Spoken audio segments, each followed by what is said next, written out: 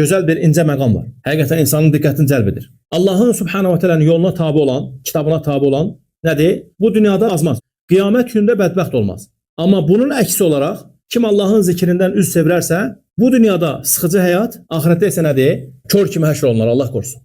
Nəticə olaraq xoşbəxtlik də, bədbəxtlik də Qurana olan münasibətə bağlıdır. Sonra Qurandan və sünnədən uzaqlıq qəlb sıxıntısı, hidayətə tabeçilik, dünya və axirət saadəti.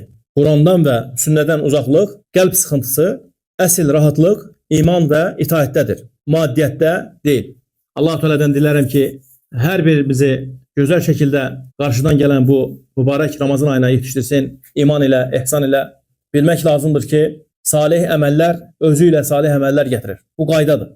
Allah qorusun, günah əməllər özü ilə nədir? Günah əməllər gətirir. Sanki onlar bir-birini çağırırlar. Bir salih əməl insan işləyir, başqa salih əməl çağırır. İnsan Allah qorusun günah edir, ardınca nədir? Günahlar gəlir. Ona görə hər birimiz üçün nə qədər ki fürsət diyarındayıq, Allaha tövbə etmək, Allaha qayıtmaq. Sonda üzümü tuturam o insanlara ki, o qardaşlara ki, o müsəlmanlara ki, onların artıq ömürləri gəlib çatıb 50 yaş, 60 yaş, 70 yaş. Nə qədər ki fürsət diyarındayıq, Allaha qayıtmaq, Allaha tövbə etmək. Peyğəmbərimiz sallallahu əleyhi və səlləm buyurur ki, ümmətimin ömrü 60 və arasında olacaq. Yəni demək istəyirəm ki, o insanlar ki, o yaşa gəlib çatıblar, daha da çox ehtiyatlı olmalıdırlar.